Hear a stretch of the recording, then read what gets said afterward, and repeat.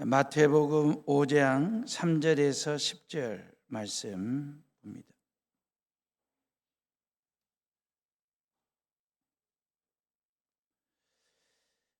자, 우리 다 같이 저랑 같이 읽습니다.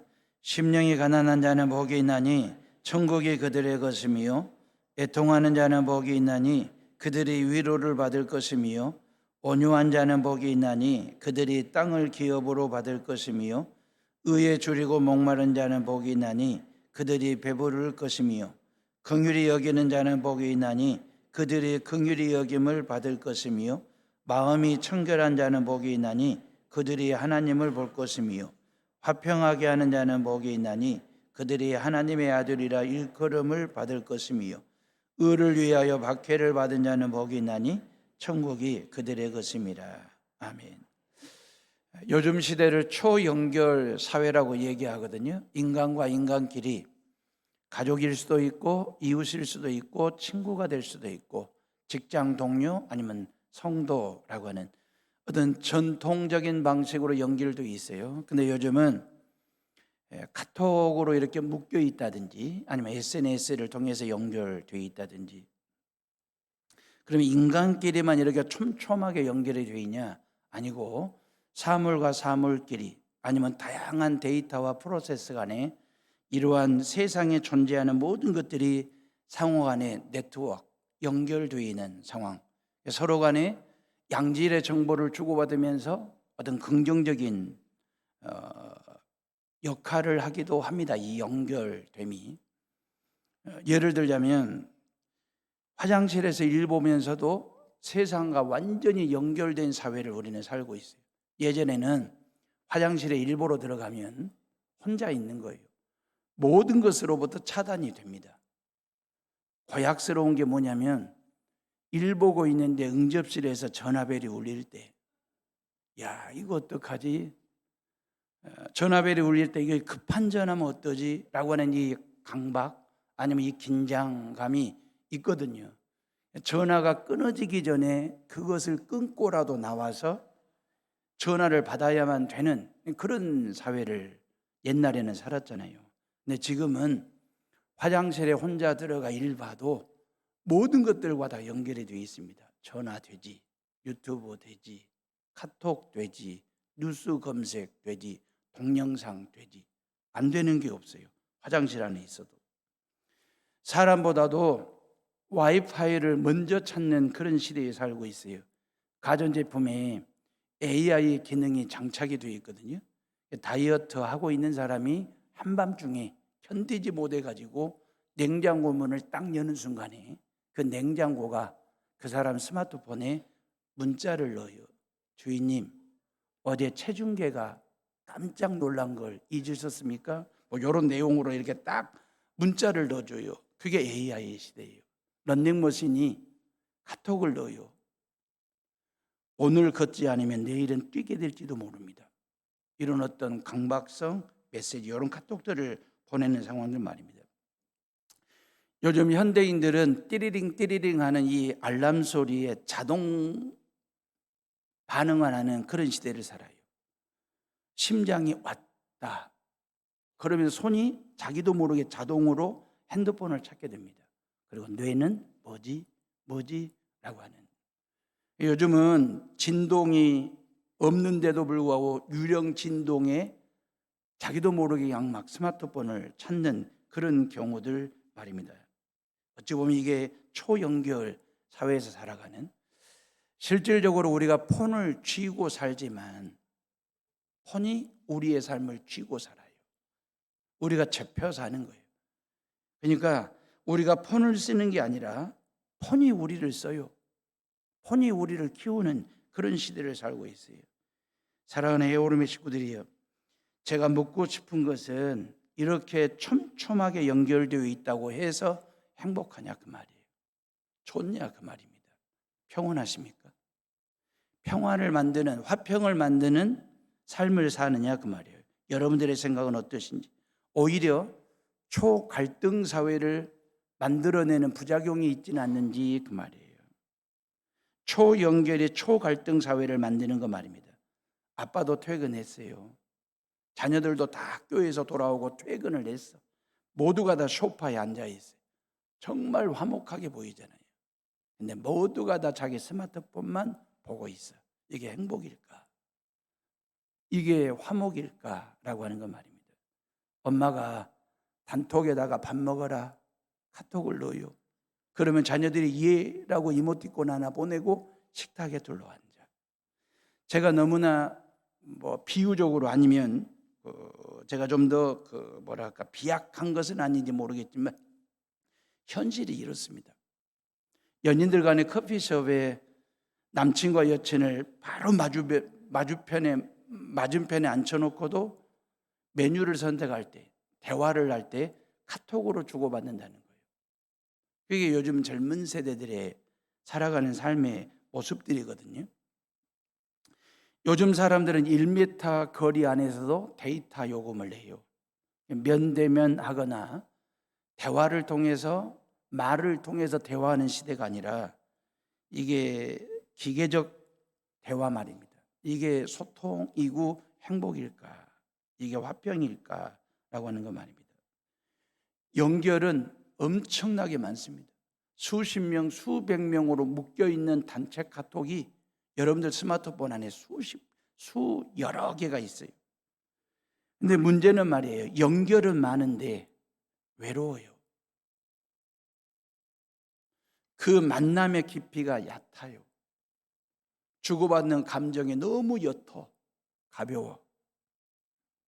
이게 초연결이 만들어내는 초갈등 시대입니다. 예전에는 누구랑 싸울 일이 있거나 싸웠다든지, 예전에는 누구랑 갈등을 빚었으면 손편지를 쓴다든지 아니면 찾아간다든지 그러면서 마음을 삭히기도 하고 분을 풀기도 하고 그러면서 갈등을 해결하기도 하고 그랬어요. 근데 지금은요, 그런 시대가 아니에요. 즉각적으로 반응을 해요. 욱 하는 순간에 그냥 모든 관계가 헝클어지고 어그러져요. 우리는 지금 분노의 고속도로를 브레이크 없이 달리는 그런 시대를 살고 있거든요. 지구촌 반대편에 일어난 일에 대해서 내가 0.1초 만에 반응을 해요. 분노를 터뜨린다든지. 그래서 예수님이 2000년 전에 화평케 하는 자가 복이 있다라고 말씀하신 거예요. 미리. 피스메이커로 사는 것이. 화평케 하는 자가 하나님의 아들이라고 일컬음을 받을 것이라고 말씀하셨어요. 화평케 하는 자란 단순히 싸움을 말린다든지 아니면 어떤 갈등을 중재하는 사람을 말하는 게 아니에요. 조용히 지내는 스타일을 말하는 게 아니고 헬라어로 보니까 에이레노 포이오스라고 하는 단어를 썼거든요. 에이레네라고 하는 헬라어는 히브리어의 샬롬입니다. 샬롬이라고 하는 것은 전쟁이 없는 평온한 상태를 말하는 게 아니고 온전한 회복과 평강의 상태를 말합니다. 포이오스라고 하는 말은 만들다, 그리고 행하다 그런 동사이거든요. 화평케 하는 자 피스메이커는 에이레네 포이오스는 평화를 좋아하는 사람도 아니고 평화스러운 성격을 가진 사람도 아니고 대가를 치르며 평화를 만들어내는 사람을 말해요. 적극적으로 평화를 만들어내는 사람 말입니다. 깨어진 관계 사이에서 다리를 놓아요. 포이오스 하는 거예요. 삐뚤어지거나 어그러진 헝클어진 사람들을 가지런히 정리 정돈해주는 사람 있잖아요. 자기를 희생해서라도. 그걸 포이오스라고 얘기하는 거예요.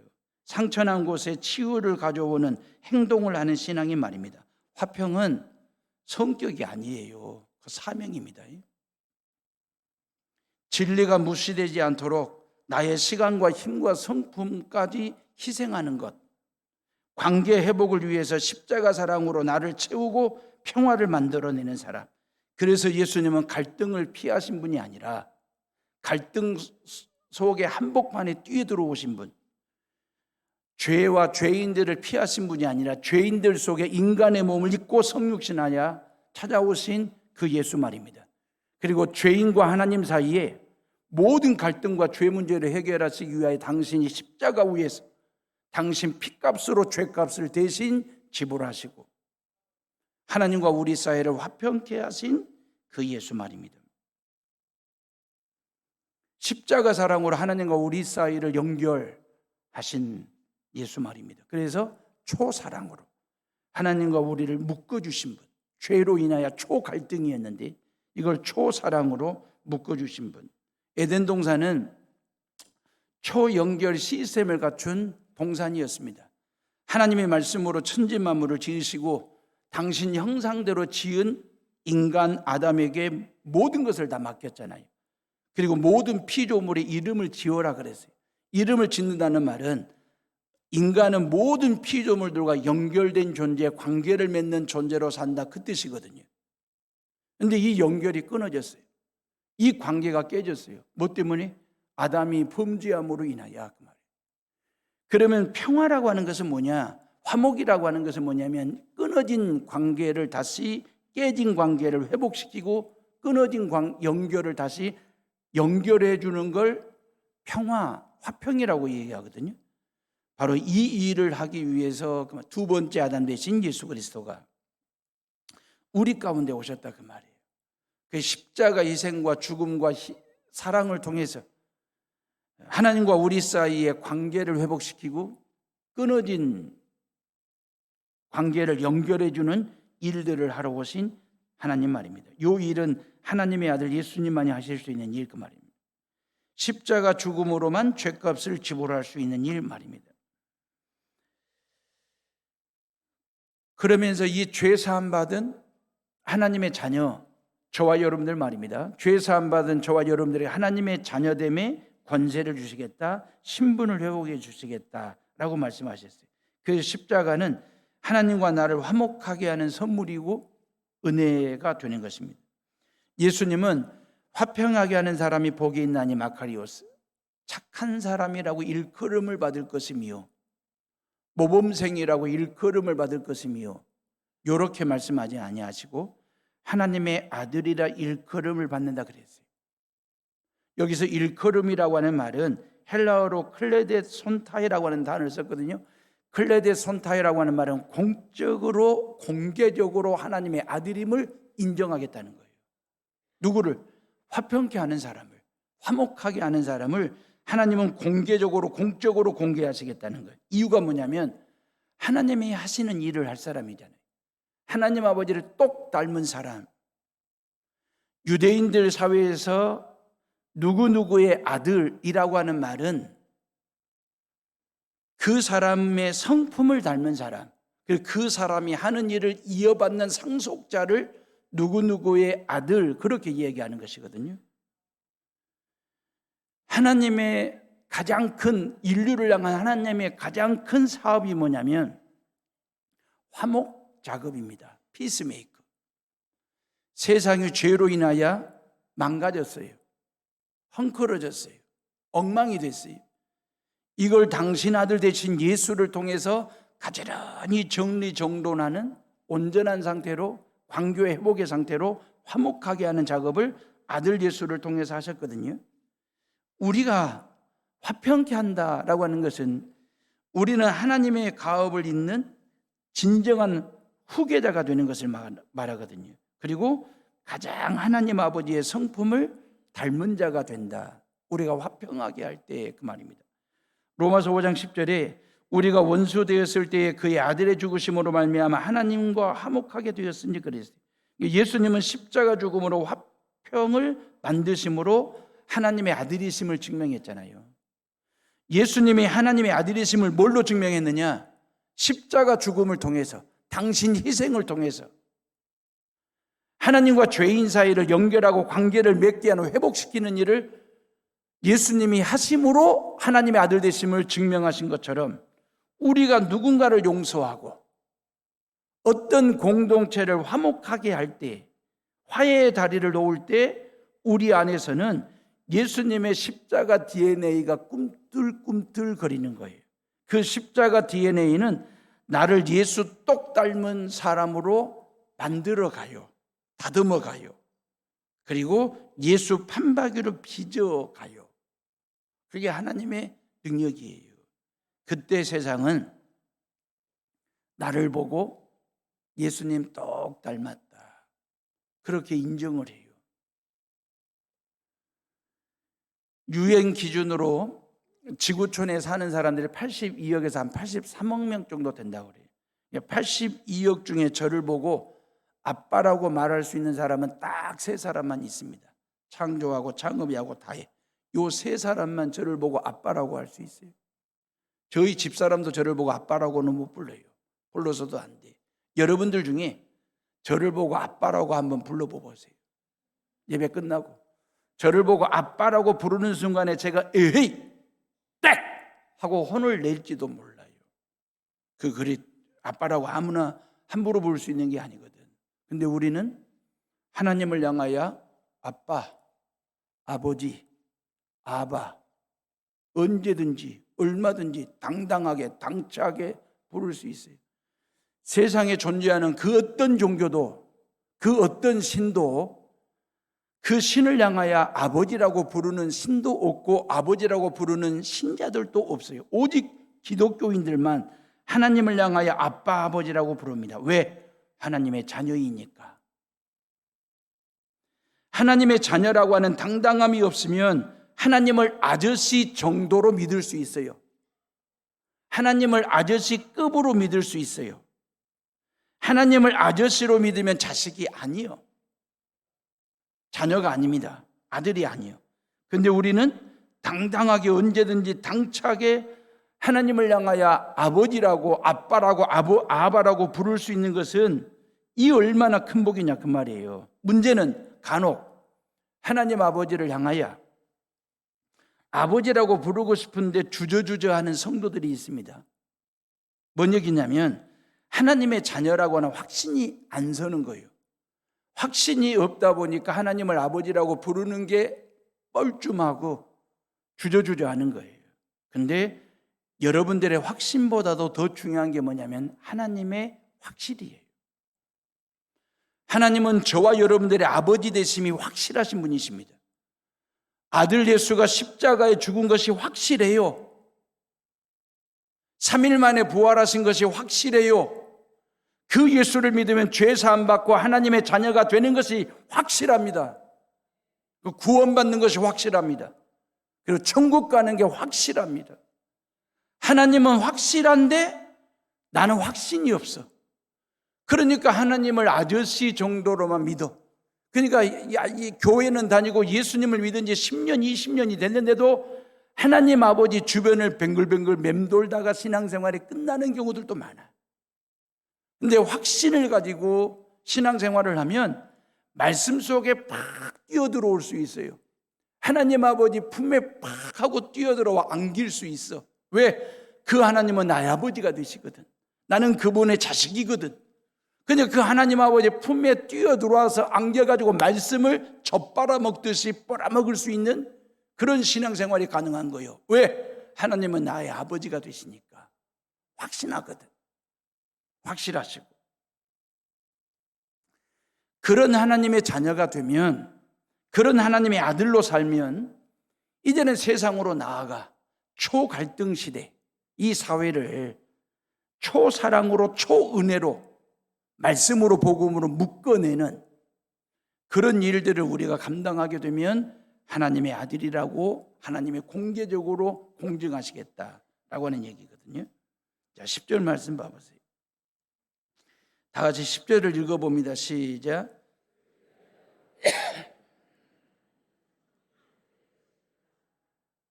의는 도덕적으로 착하다, 결백함을 말하는 게 아니고 헬라어의 디카이오시네라고 하는 단어를 썼거든요.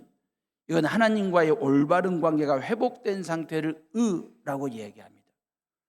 그러니까 예수님의 십자가 죽음을 통해서 죄 문제가 해결됐잖아요. 관계가 회복이 됐잖아요. 이 상태를 디카이오시네, 의라고 얘기하는 거예요. 그러니까 하나님 나라의 가치와 기준에 따라 삶을 의롭다라고 하는 것입니다. 고로 디카이오시네는 착한 일 좀 하다가 욕 몇 번 얻어먹은 정도를 박해라고 말하는 게 아닙니다. 하나님의 방식대로 말씀대로 살려고 삶의 방향을 틀었어. 삶의 방향을 잡았을 때 생기는 시샘이나 미움이나 질투나 분노나 비난, 이 모든 걸 박해를 당한다라고 얘기하는 것입니다. 모두가 예라고 얘기했을 때 신앙의 양심에 따라 아니요 라고 말을 할 때 겪는 소외감 있잖아요. 외로움 있잖아요. 비아냥, 비웃음, 이걸 우리는 박해라고 말을 하는 거예요. 우리나라에서 예수 믿는다고 뭐 사자굴에 던져지거나 감옥 안에 갇히거나 그런 박해는 없어요. 근데 세계 만방에 복음 전하시는 선교사님들 중에는 이슬람권이나 공산권에서 복음 전하시는 분들은 엄청난 박해를 받으면서 지금도 복음을 전하고 있습니다. 선교사님들 중에 순교하시는 분들도 있어요. 이 박해를 순교지까지 확장하지 말고 저와 여러분들의 현실 속에서 경험하는 박해를 좀 축소를 해가지고 팔복 중에 마지막 팔복을 제가 설명해 드리려고요. 박해라고 하는 말은 헬라어로 디오코 그래요. 디오코라고 하는 말은 뒤쫓다 사냥하다 그런 뜻입니다. 그러니까 내가 의롭게 살고 하나님의 방식대로 살려고 할 때 겪는 박해는 어쩌다가 한 번 겪는 고난이 아니에요. 마치 사냥꾼이 먹잇감을 포기하지 아니하고 잡을 때까지 몰아붙이는 것, 쫓고 쫓는 것, 이걸 디오코라고 얘기하거든요. 세상의 가치관은 하나님의 가치관을 따르는 우리를 끈질기게 압박을 합니다. 사냥하듯이 몰아붙여요. 일시적인 박해가 아니에요. 일회용으로 써먹는 박해가 아닙니다. 우발적인 오해 한 번이 아니라 계속 불편해지고 계속 손해보고 계속 힘 빠지고 계속 눈치 봐야 되고 지속적으로 몰아붙이는 건 말입니다. 언제까지? 예수님을 등질 때까지, 교회를 떠날 때까지, 예수님을 부인할 때까지 계속해서 디오코하는 것, 이걸 박해라고 얘기하는 것입니다. 스토커죠. 스토킹하는 것 말입니다. 상대방의 의사와 상관없이 그 말이에요. 의도적으로 계속 따라다니면서 신체적으로 정신적인 엄청난 피해를 주는 걸 스토킹한다 그러잖아요. 스토커가 세상 속에서 엔조이하며 살던 사람이 갑자기 교회를 다니고 예수를 믿겠다고, 그래서 하나님의 가치관을 쫓는 삶의 방향을 틀어요. 그러면 세상은 그 순간에 스토커, 마귀라고 하는 스토커가 본색을 드러내기 시작합니다. 너만 깨끗하냐 비아냥거리고, 적당하게 믿어라, 대충 교회 다녀라, 끊임없이 우리 곁을 맴돌면서 괴롭혀요. 마귀 스토킹 말입니다. 근데 살아가는 헤어룸의 식구들이요, 역설적이지만 내가 박해를 받고 있다는 것은 내가 세상에 속하지 않고 하나님에 속해 있다라고 하는 강력한 반증이지 않을까라는 생각 말입니다. 내가 맞닥뜨리는 비난이나 소외나 그리고 신앙 때문에 겪는 불이익이 괴롭지만 한편으로 보면 내가 천국의 상속자, 하나님의 아들이라고 하는 확실한 증거이지 않을까요? 고로 세상이 우리를 박해할 때 분노하거나 타협하면 스토커에게 지는 거예요. 스토커가 승리하는 거예요. 근데 반대로 그런 박해 속에서도 그 말이에요. 하나님과의 관계를 꽉 붙잡고 십자가 단단히 붙잡고 크리스찬으로 사는 것을 기뻐하면 내가 이기는 거예요. 그럼 마귀 스토커는 그때 떠나가요.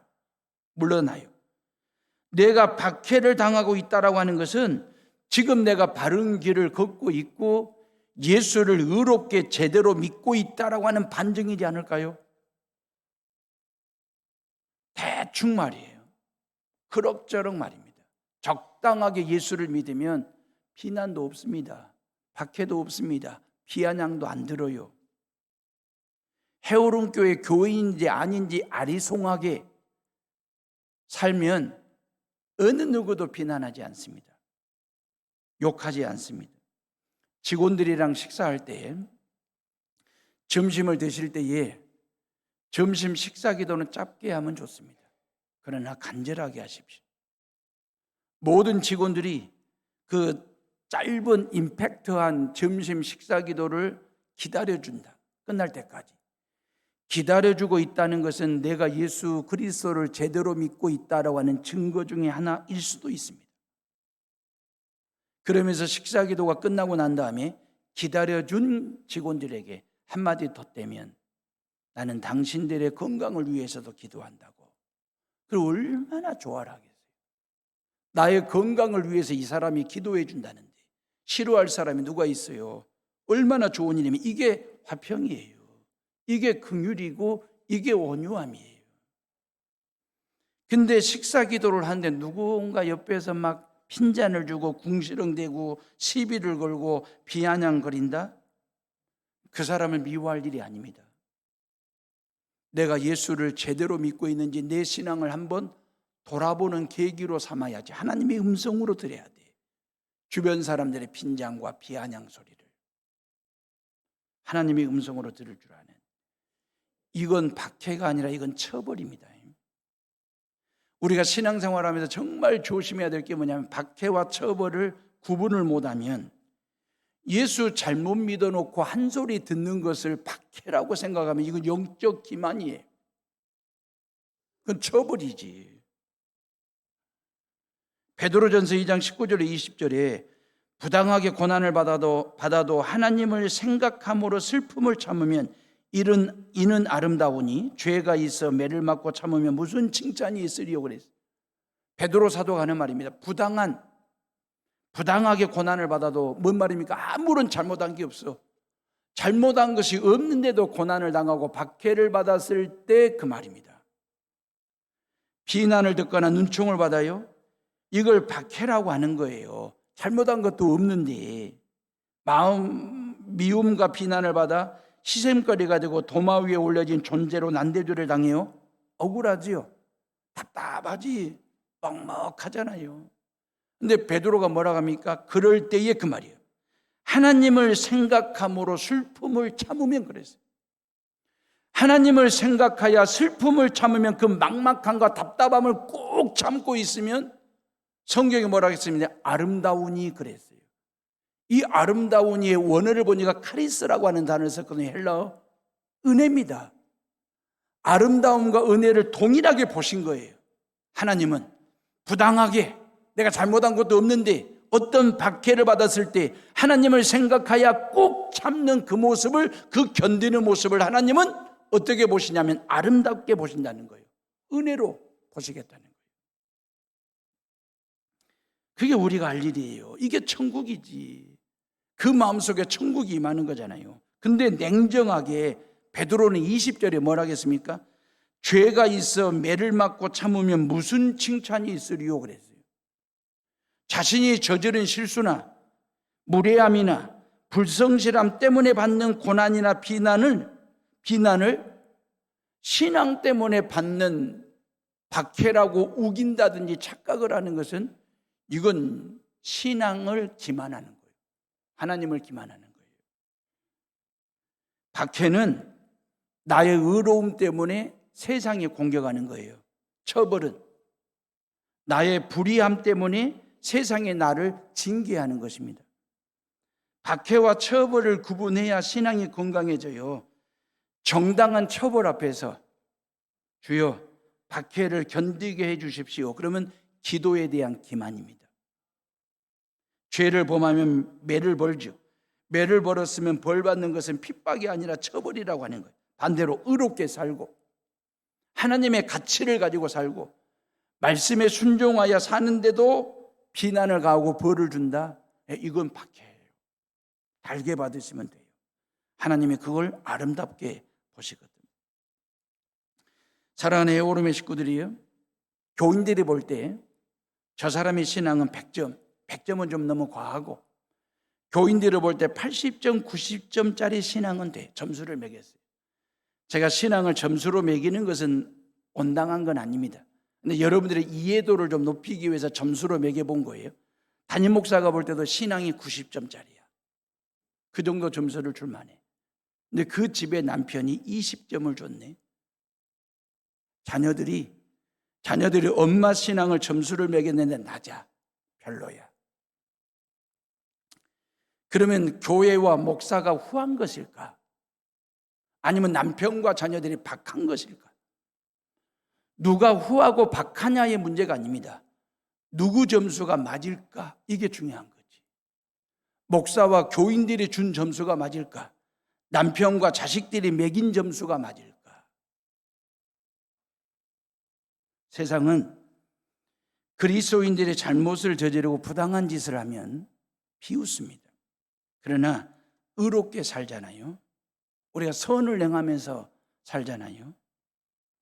부당한 대우를 받는데도 꼿꼿하게 품격을 잃지 않고 참아낼 때 세상은 두려워합니다. 진짜 백이 크리스찬 앞에서는. 세상 사람들이 알아요. 진짜 백이라는 걸. 두려워합니다. 경외합니다. 세상은, 너희는 세상의 빛이라고 얘기했잖아요. 빛은 어두움과 충돌할 수밖에 없어요. 너희는 세상의 소금이라고 얘기했잖아요. 소금은 불의한 것과 충돌할 수밖에 없습니다. 근데 우리가 세상 속에 소금이 되고 빛이 되는 삶을 산다, 필경 박해를 받아요. 그래서 사도 바울은 디모데에게 이렇게 일러둔 거예요. 디모데후서 3장 12절에 무릇 그리스도 예수 안에서 경건하게 살고자 하는 자는 박해를 받으리라 그랬어요. 신앙생활을 좀 낭만적으로 하고 싶었네요. 신앙생활을 좀 수월하게 편리하게 즐기면서 하고 싶었어. 그런 현대인들에게 찬물을 끼얹는 것 같은 아주 직설적인 표현이잖아요. 바울 시대의 박해는 사자굴에 들어간다든지 단두대에 서는 거예요. 그게 사도 바울 당시 1세기의 박해였어요. 근데 요즘은 이런 느낌이잖아요. 직장에서 점심을 먹고 티타임을 하면서 남의 뒷담화를 까. 없는 사람이 뒷담화를 신나게 하는데 해오른 교회를 신실하게 다니는 집사님이 없는 사람 얘기는 좀 안 하는 게 좋지 않을까? 라고 옳은 소리를 했어요. 바른 생각을 가지고 바른 소리를 했어요. 근데 돌아온 것은 싸늘한 눈총과 단톡방에서의 냉랭함이에요. 이게 현대판 박해예요. 21세기형 박해. 세상은 나 중심으로 돌아가서 운영체계를 만들어고 살아요. 근데 그리스도인들은 하나님 중심이라는 운영체계를, 데이터베이스를 깔고 사는 사람들이잖아요. 그러니 충돌할 수밖에 없지. 내가 고장나서가 아니에요. 내가 불의해서가 아니라 나를 하나님의 시스템으로 업그레이드를 한 거예요. 그러니까 불신자들이 볼 때 내가 주일날 꼬박꼬박 애들 챙겨가지고 교회 가서 주일 성수하고 주일 예배를 드리지, 11조를 내지, 그 술자리는 가능한 한 피하지, 술자는 끝까지 거절하지. 그러다 보면 이런 말하죠. 참 피곤하게 산다. 꼴불견이 따로 없다. 그렇게 말들 하거든요. 그렇게 비웃어요. 근데 우리는 연어처럼 역주행을 할 줄 알아야 돼요. 연어는 엄청난 물살의 저항을 몸으로 받아내면서 역주행을 하는 게 연어입니다. 신앙생활 편하게 하는 방법이 있어요. 재미있게 하는 방법이 있습니다. 그냥 세상의 흐름 속에 나를 띄우면 돼. 흘러가는 대로 그냥 두둥실 그냥 세상 사람들과 함께 어울리고, 갈 때 가고, 볼 것 보고, 필 것 피고, 마실 것 마시고, 그렇게 신앙생활하면 진짜 재밌어요. 두둥두둥 떠내려가면. 근데 우리는 연어와 같은 신앙생활을 해야 되지 않겠어요? 세상의 엄청난 저항 앞에 신앙의 근육을 키워서 역주행을 하면서 세상을 바꾸고 지역사회를 바꾸는 일이, 한국교회를 변화시키는 일이, 그렇게 신앙생활을 해야지 신앙이 로그아웃된 것처럼 번아웃된 채로, 그게 아니라 살아있는 연어처럼. 성경은 분명히 말씀하잖아요. 박해를 받을지도 몰라. 이게 아니에요. 박해를 반드시 받으리라 그랬어요. 이유가 뭘까요? 스토커가 볼 때 스토킹하는 이유는 뭐냐면 저 사람 속에 있는 예수라고 하는 보석 너무 탐나는 거야. 도둑은 절대 빈집을 털로 들어가지 않습니다. 빈집인 줄 알면 도둑은 들어가지 않습니다. 도둑이 털로 들어가는 이유는 뭐냐면 털만한 가치가 저 집에 있다는 거지. 저와 여러분들의 영혼 속에 예수 복음이 없으면, 보석 같은 예수가 없으면, 털만한 가치가 없으면 마귀는 절대 디오코하지 않습니다. 박해하지 않습니다. 왜? 영혼이 비어 있거든. 예수가 없거든. 스토커 안 하는 거예요. 근데 저 사람은 반드시 털만한 게 있어. 그래서 사탄 마귀는 디오코, 스토커 하는 거예요. 우리 안에 예수라고 하는 보석이 있기 때문에. 왜 이렇게 나만 힘드냐고 고민하지 마십시오. 경건하게 살려고 애쓰다가, 말씀대로 살려고 몸부림을 치다가, 의롭게 예수 제대로 믿다가 피스메이커로 살다가 받는 스트레스, 소외감이나 외로움이나 불이익은 하나님 나라의 VVIP 멤버십 입장권이 되는 거예요. 주님은 박해를 참고 견디라고만 말하지 않고 12절에 다음 주에 말씀을 드릴 건데 12절을 다 같이 봐보세요. 다 같이 읽어봅니다. 시작. 기뻐하고 즐거워하라. 하늘에서 너희의 상이 큼이라. 너희 전에 있던 선지자들도 이같이 박해하였느니라 그랬어요. 박해를 기뻐하고 즐거워하래요. 세상이 교회를 향한 여러 가지 비난과 비판의 잣대가 거센 건 사실, 아픈 건 사실이에요. 근데 세상은 그렇게 박한 곳이 아닙니다. 세상은 알아요. 저 목사가 진짜 백이 목사인지, 저 장로가, 저 권사가 진짜 백이 권사인지 알아요. 저 교회가 진짜 교회인지 압니다. 세상 사람들이 몰라서 그러는 게 아니에요. 알아. 근데 진짜 백이가 안 보이니까 아주 예리한 비난의 칼날을 대는 거예요. 저와 여러분들이 진짜 백이처럼 예수를 믿고 제가 목회를 하면 우리 안에 천국이 임합니다. 저와 여러분들이 하나님께서 알아보고 알아주는, 그리고 세상이 진짜 백이 크리스찬으로 알아보고 알아주는 목사가 되고 성도가 될 때 내 마음속에 꽉 채워지는 감동이 있어요. 감격이 있어요. 그걸 천국이라고 얘기해요. 세상이 나를 알아줘. 하나님도 알아주시지만 그게 천국이에요.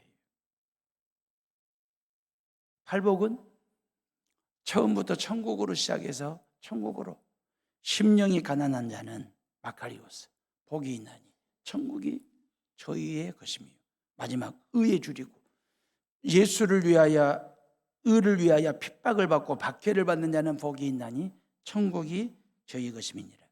천국으로 시작하고 천국으로 매듭을 짓습니다. 천국은 죽어서나 가는 나라가 아니에요. 죽기 전에 이 땅에서 우리가 경험하고 누리고 살아야 될 나라지, 천국은.